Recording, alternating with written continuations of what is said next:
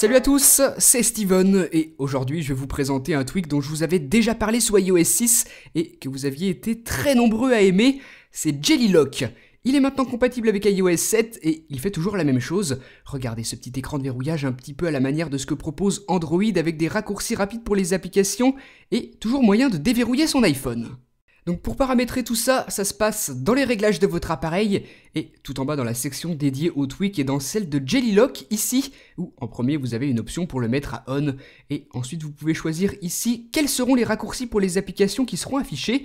Donc vous avez là la liste de tout ce qui est installé sur votre appareil, les applications natives, celles qui viennent de Cydia et celles qui viennent de l'App Store. Donc vous pouvez sélectionner celle que vous préférez. Donc moi là pour la première position je vais choisir la calculatrice. Voilà, donc vous pouvez choisir 1, 2, 3, 4 et au maximum 5 applications sur l'écran de verrouillage, et aussi choisir si vous voulez que le code de sécurité n'intervienne pas sur ces applications, mais c'est pas super. Maintenant, voilà à quoi ressemble l'écran de verrouillage avec le raccourci pour déverrouiller, pour l'appareil photo et pour les applications, dont la calculatrice en premier. C'est donc super pratique, très rapide d'avoir maintenant accès à ces applications favorites. Ensuite, toujours dans le panneau de configuration de Jelly Lock, on retrouve quelques petites options de personnalisation comme par exemple enlever le moyen classique de déverrouiller et cacher le petit raccourci pour l'appareil photo.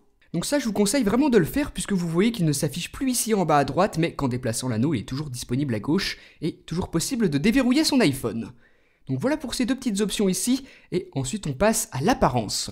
On peut afficher les badges sur les applications, flouter l'arrière-plan et autoriser le mode paysage sur iPad, puisque oui, Jelly Lock fonctionne aussi sur iPad. Et enfin, on peut personnaliser le petit cercle qui sera derrière les raccourcis des applications. Donc vous avez pas mal de couleurs disponibles ici, vous pouvez aussi modifier le diamètre de ce cercle et son opacité. Donc plus ce sera à droite, plus le cercle sera visible. Voilà, donc là j'ai fait quelques petites modifications, on va voir ce que ça donne, mais avant on doit les appliquer en faisant un respring.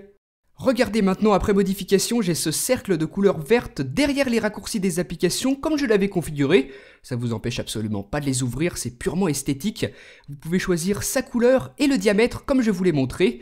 Donc c'est vraiment comme vous préférez, comme vous trouvez ça le plus joli.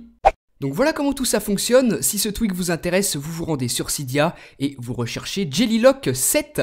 Le tweak est gratuit sur la source de Big Boss et compatible avec iOS 7 pour iPhone, iPod Touch et iPad jailbreaké. Ça peut être vraiment sympa pour donner un style différent au lock screen, donc dites-moi ce que vous en avez pensé, et à très bientôt pour une prochaine. Salut!